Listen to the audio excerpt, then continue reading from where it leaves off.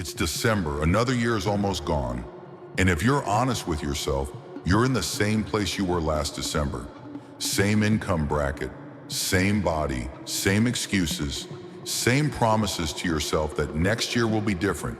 But next year won't be different, because you won't be different. Unless something changes today, not next Monday, not January 1st, today. Because here's what nobody tells you. The men who actually transform their lives don't wait for motivation or perfect timing or the right circumstances. They make brutal changes immediately. Changes that hurt, changes that cost them relationships, comfort, and the luxury of being liked. Changes that separate them from everyone who stays stuck. You have 7 hours left in today, and in the next hour, I'm going to give you 7 specific changes you must make before midnight if you're serious about not wasting another year. Not suggestions, not recommendations, requirements. Because if you're not willing to make these changes today, you're not serious about transformation. You're serious about feeling like you're trying while actually staying exactly where you are. And I'm going to show you exactly why each change matters, how to make it immediately, and what happens if you don't. But first, you need to decide something right now. Are you going to consume this content, feel temporarily motivated, and then do nothing? Or are you actually going to execute? Because Rage Refined isn't for men who collect information, it's for men who apply it. If you're ready to stop being the guy who talks about change and become the guy who executes change, subscribe right now. Hit that button, turn on notifications, because the content coming on this channel will challenge every comfortable belief you have about success, discipline, and what it actually takes to rise. Change. 1. Cut 3 people today. First brutal change. You're going to cut 3 people from your life today. Not eventually, not when it feels right. Today, 3 people who are draining your energy, lowering your standards, or keeping you comfortable with mediocrity. You already know who they are. The friend who always needs something but never offers value. The family member who discourages your ambition because it makes them feel inadequate. The person you're keeping around out of obligation or history, even though every interaction leaves you feeling worse. Here's why this matters. Your environment is stronger than your willpower. You can have perfect goals, perfect plans, perfect intentions, but if you're surrounded by people who expect nothing from you, you'll deliver nothing. If you're surrounded by people who are comfortable with average, you'll stay average.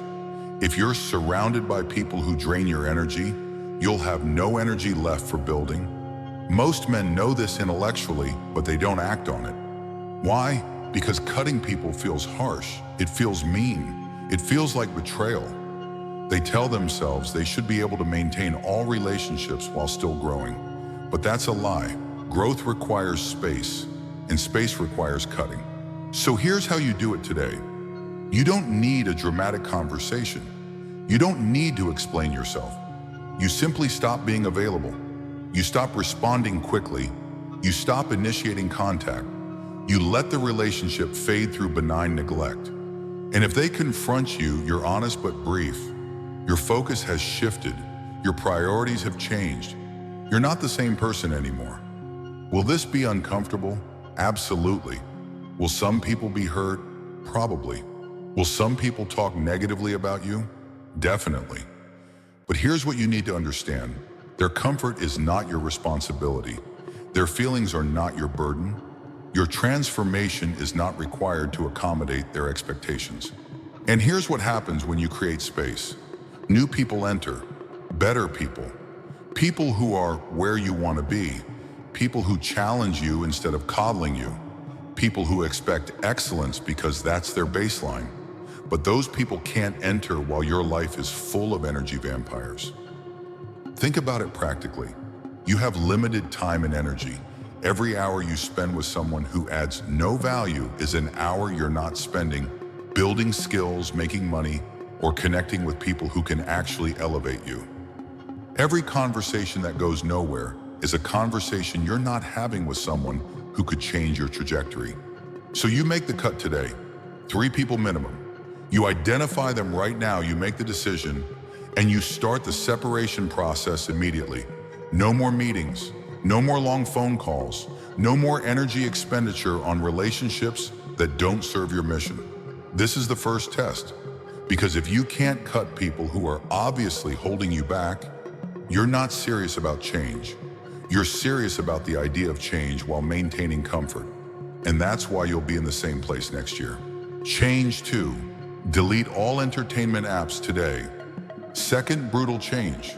You're deleting every entertainment app from your phone today.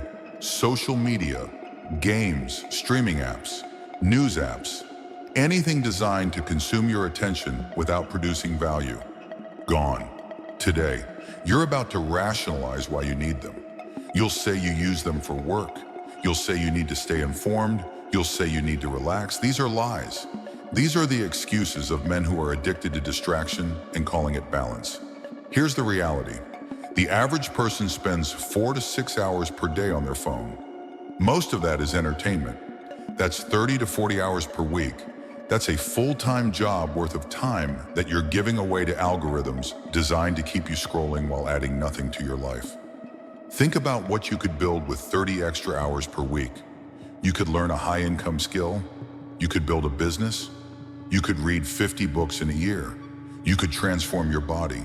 You could develop expertise in a field that makes you valuable.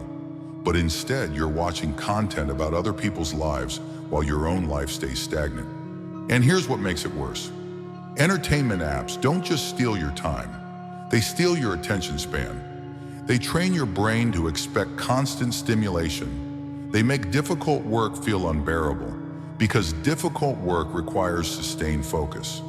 They turn you into someone who can't sit with discomfort, can't think deeply, can't concentrate on complex problems. This is why you can't execute on your goals. Not because you don't know what to do, but because your brain has been hijacked by dopamine optimization systems designed by the smartest engineers in the world, whose job is keeping you addicted. You're trying to build discipline while carrying a slot machine in your pocket that you check every 5 minutes. So you delete them. Today, all of them. And yes, this will be painful. You'll feel the withdrawal. You'll reach for your phone out of habit and feel uncomfortable when there's nothing to scroll. You'll have moments of boredom that feel unbearable. Good. That discomfort is your brain resetting. That boredom is space opening up for actual thinking. Here's what you do instead. You replace the apps with productive tools. Reading apps, learning platforms, note-taking apps, tools that help you build instead of consume. And when you feel the urge to check your phone for entertainment, you do something uncomfortable instead. You make a sales call. You write. You work out. You study. You use the discomfort as fuel. But what about staying connected? What about networking? Here's the truth. The relationships that matter don't depend on you scrolling feeds. The people who add value to your life will still be reachable through direct communication. And the people who only exist in your digital feed, they're not real relationships anyway. Now, some of you are thinking you'll just limit usage instead of deleting. You'll set time limits. You'll only check once a day. This doesn't work. You know it doesn't work because you've tried it. Limitation requires constant willpower. Deletion requires one moment of courage followed by freedom. So you make the change today. You go into your phone right now, you delete every app that exists purely for entertainment, and you commit to 30 days with no entertainment consumption on your phone. 30 days to see what you can build when your attention is actually yours. This is the second test, and most men will fail it. They'll rationalize keeping the apps. They'll promise to just reduce usage, and they'll stay addicted. But you're different. You're willing to be uncomfortable if it means becoming powerful. Change. 3. Declare your income goal publicly today. Third brutal change. You're going to declare your income goal publicly today. Specific number, specific timeline, to specific people who will hold you accountable. And you're going to make it uncomfortable enough that failing would be humiliating. Most men keep their financial goals private. They tell themselves it's because they're humble, because they don't want to brag, because they don't want pressure. Real reason? They're protecting themselves from accountability. They're giving themselves permission to fail privately. But here's what changes when you go public. Suddenly there are witnesses. Suddenly your ego's on the line. Suddenly quitting means admitting failure to people whose opinions you care about. And that pressure becomes fuel. That fear of public failure becomes the thing that keeps you moving when motivation dies. This is how you weaponize shame strategically. You create a situation where backing down is more painful than pushing forward. You make your comfort zone unbearable by exposing it to scrutiny. You burn the ship so retreat isn't an option. So here's specifically what you do today. You identify 3 to 5 people whose respect matters to you. Not your mother who'll support you no matter what. Not friends who'll make excuses for you, but people who have high standards. People who've achieved what you're trying to achieve. People who will lose respect for you if you don't follow through. You contact them individually. You tell them your exact income goal and your exact timeline. For example, I'm going to generate $100,000 in the next 12 months, and you ask them to check in with you quarterly. You give them permission to call you out if you're not tracking. You make it formal. Then you take it further. You post it on social media if you have the courage. You write it down and put it somewhere visible. You create multiple layers of accountability so there's no comfortable place to hide if you're not executing. Now, this terrifies most men. Because what if you fail? What if you declare you're going to make 6 figures and you only make 50,000? What if people watch you fall short? Here's the answer. That's the point. That fear is exactly what you need. That fear will make you work harder than any motivational video ever could. And here's what actually happens when you create public accountability. You start taking actions you wouldn't take otherwise. You make sales calls you'd normally avoid. You raise your prices. You pursue opportunities you'd normally think you're not ready for. Because the alternative is public failure, and your ego won't allow it. But you have to be strategic about the number. It needs to be uncomfortable but achievable. If you're making 40,000 and you declare you'll make $1 million next year, nobody will believe you and the accountability loses power.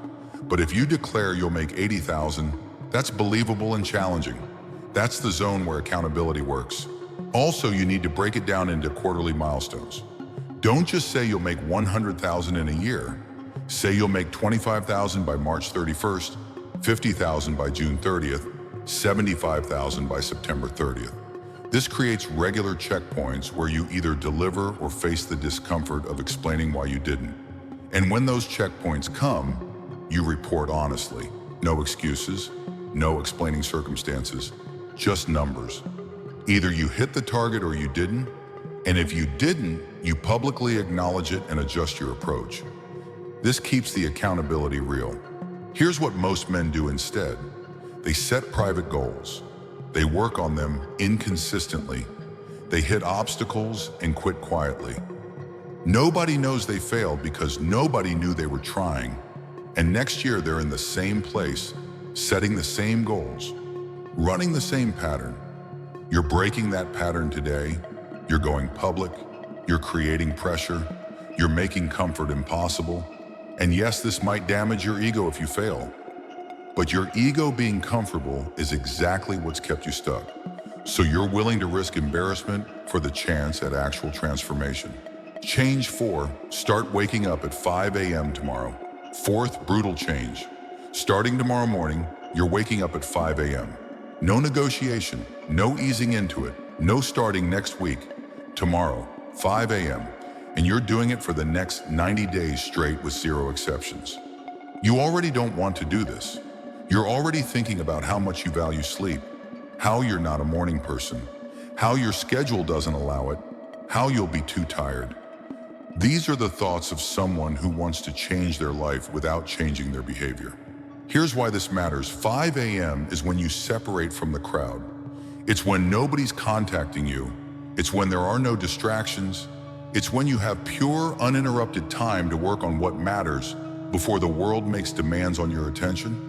It's when winners are working while losers are sleeping. But it's not really about 5 a.m. specifically. It's about what 5 a.m. represents.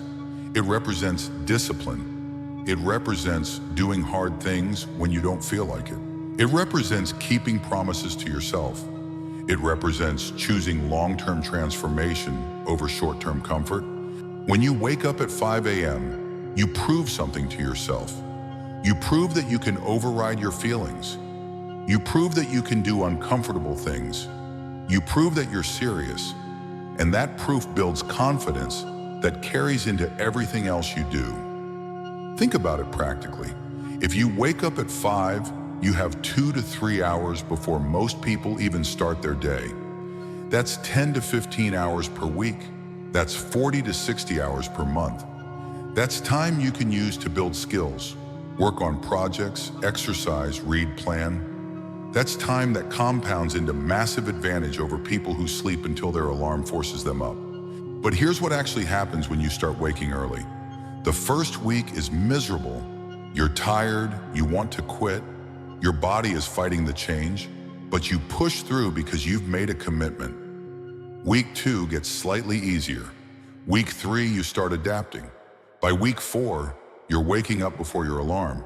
By week 8, you can't imagine going back. And something else happens. You develop an identity shift. You start seeing yourself as someone who does hard things, someone who keeps commitments, someone who's disciplined, and that identity shift bleeds into other areas. You start making better food choices because that's what disciplined people do. You start working out because that's what disciplined people do. You start following through on commitments because that's who you are now. So here's how you do this successfully. First, you go to bed early. You can't wake up at 5 if you're going to bed at midnight. You need 7 to 8 hours. So you're in bed by 9 or 10, which means you're ending your evening activities earlier, which means you're cutting out the late night scrolling, the late night television, the late night everything. Second, you put your alarm across the room. You can't hit snooze if you have to physically get up. And once you're up, you don't negotiate. You don't check your phone in bed. You don't tell yourself you'll just rest 5 more minutes. You get up, you go to the bathroom, you splash water on your face. You activate your body before your mind can talk you out of it. Third, you have a plan for those early hours. You don't wake up early just to scroll or watch content. You have specific tasks. Maybe you're working on your business. Maybe you're learning a skill. Maybe you're writing. Maybe you're working out. But you know exactly what you're doing and you start immediately. Fourth, you don't make exceptions. Not on weekends. Not when you're tired. Not when you had a late night. No exceptions for 90 days. Because every exception weakens the habit.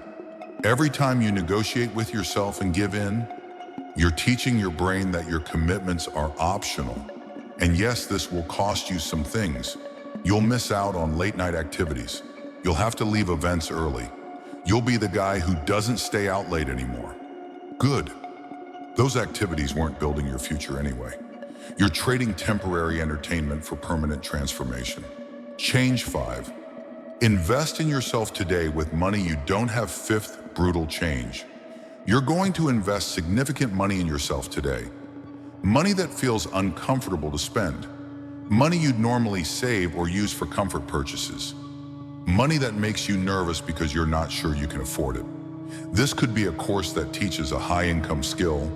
This could be a coaching program. This could be a mastermind. This could be software or tools for your business. But it needs to be expensive enough that it hurts. Expensive enough that you feel the investment. Expensive enough that you're committed to getting results because you can't afford to waste the money. Most men spend money on consumption and call it investment. They buy courses they never complete. They buy equipment they never use. They buy books they never read. That's not investment. That's purchasing the feeling of progress without actually progressing. Real investment feels scary. It feels like risk. It feels like you might be making a mistake. And that discomfort is exactly what makes it work. Because when you invest money you actually care about losing, you show up differently. You implement instead of consuming. You execute instead of collecting information. Here's what happens psychologically when you make a significant investment. You create what's called sunk cost commitment. Your brain doesn't want to waste the money, so it motivates you to extract value. You show up to calls. You do the homework. You implement the strategies. You push through resistance because you've already paid. But free or cheap doesn't create that pressure. Free courses sit unwatched. Cheap programs get ignored. You only value what costs you something significant. This is human nature. This is why people who pay for personal training show up and people with free gym memberships don't. So here's how you identify the right investment. Ask yourself, what skill, if developed, would dramatically increase my income? What knowledge, if acquired, would give me an unfair advantage? What problem, if solved, would unlock the next level? Then find the best program, course, or coach that addresses that specifically. Don't look for the cheapest option. Look for the best option. Look for the program with the strongest results. Look for the coach who's actually achieved what you want to achieve. Look for the investment that feels just beyond what's comfortable. And then you commit today. You don't think about it for a week. You don't wait to see if it goes on sale. You don't convince yourself you can figure it out for free. You make the decision and you take the action today. Now, some of you are thinking you literally can't afford it. You don't have the money. Here's what you do. You find a way. You put it on a credit card. You sell something. You take on extra work. You borrow from someone who believes in you. You do whatever it takes because you understand that staying where you are is more expensive than investing in growth. Think about the cost of not investing. If you stay at your current income for another year, how much does that cost you? If you stay at your current skill level, how many opportunities do you miss? If you stay stuck, what's the price of that over 5 years? 10 years? The cost of not investing is always higher than the cost of investing. But here's the key. You don't just buy and hope. You extract every ounce of value. You show up to every call. You complete every module. You implement immediately. You ask questions. You network with other people in the program. You treat it like the significant investment it is. And you measure results. You track what changes.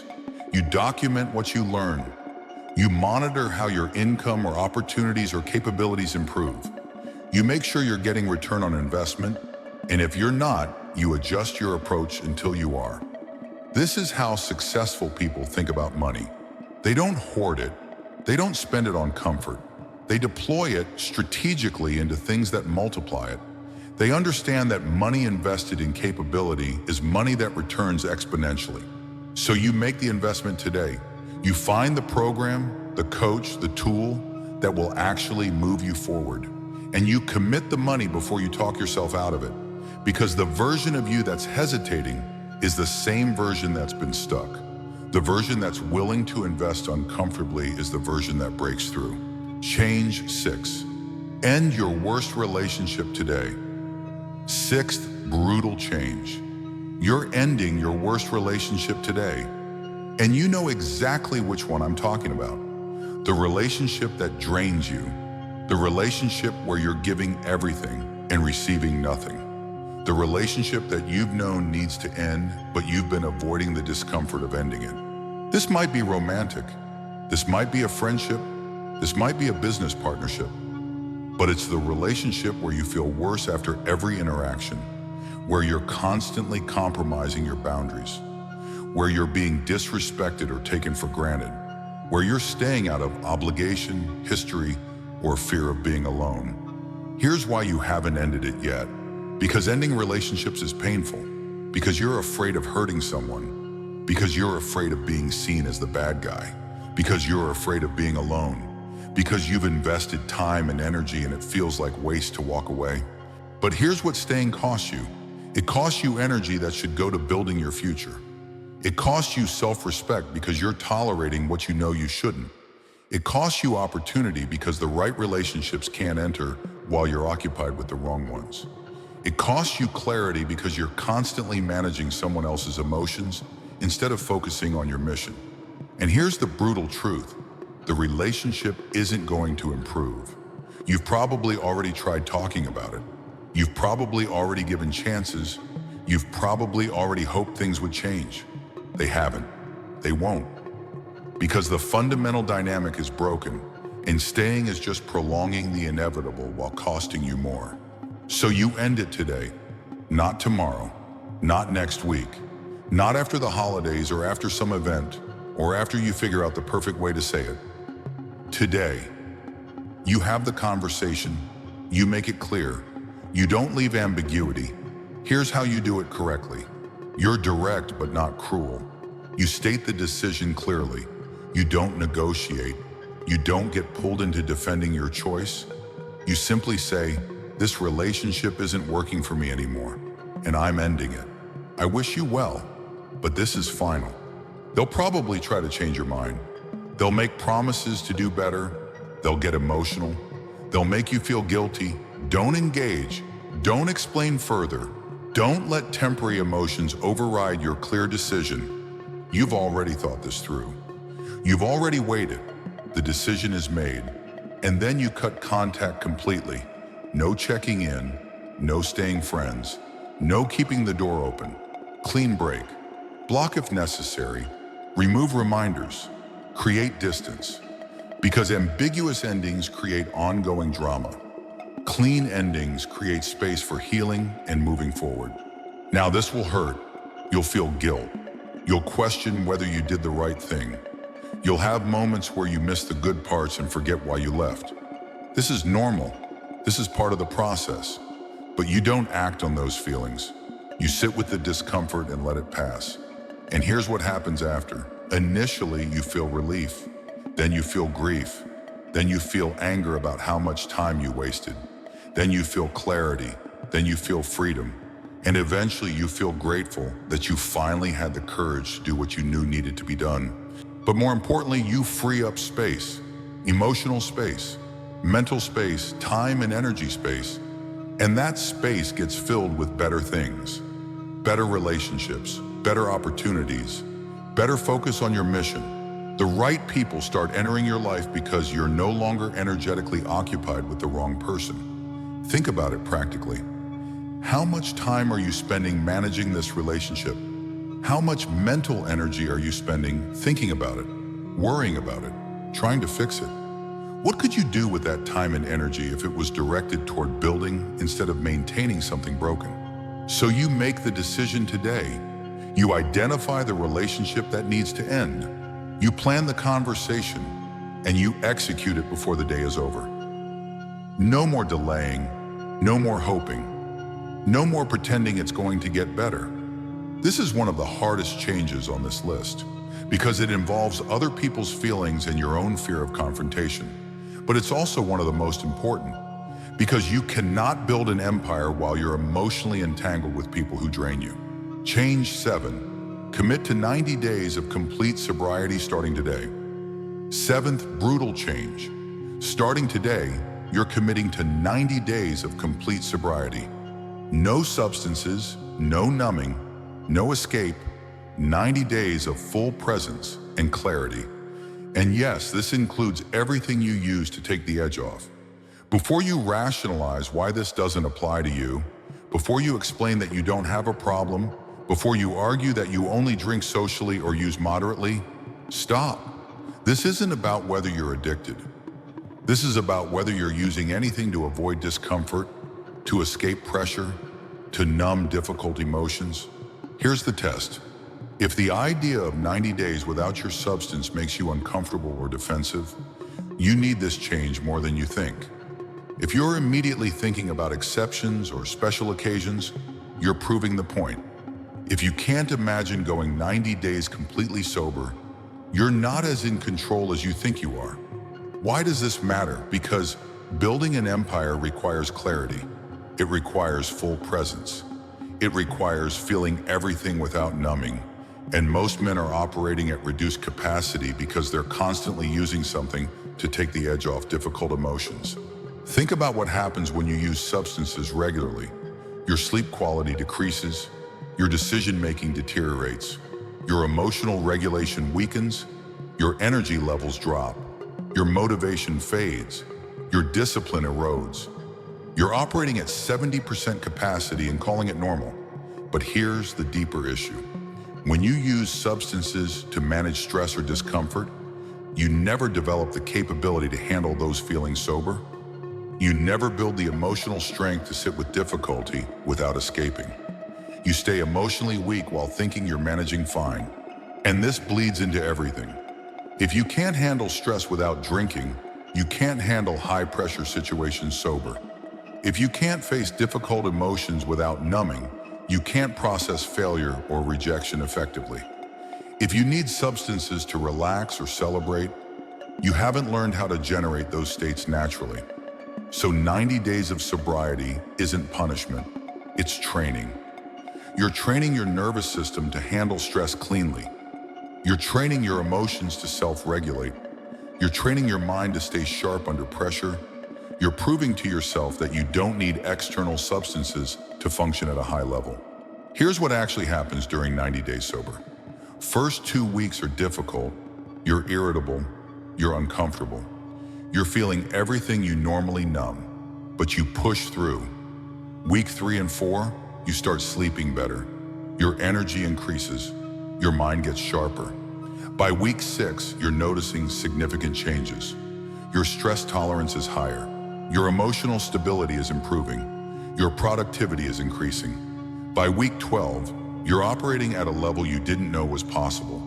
You're clearer, sharper, more capable, and you realize how much you were handicapping yourself. But here's what you need to understand. This 90 days will reveal all your weaknesses. When you can't numb uncomfortable emotions, you have to face them. When you can't escape stress with substances, you have to develop real coping mechanisms. When you can't use substances socially, you discover who your real friends are. This is why most men won't do this, because it's uncomfortable, because it reveals things they don't want to see, because it requires them to actually deal with their stress and emotions instead of managing them with substances, because it separates them from social groups that are built around consumption. But you're different. You're willing to be uncomfortable if it means becoming powerful. So you commit today, 90 days, no exceptions, no special occasions, no moderation, complete sobriety, and you track it. You mark it on a calendar. You tell someone who'll hold you accountable.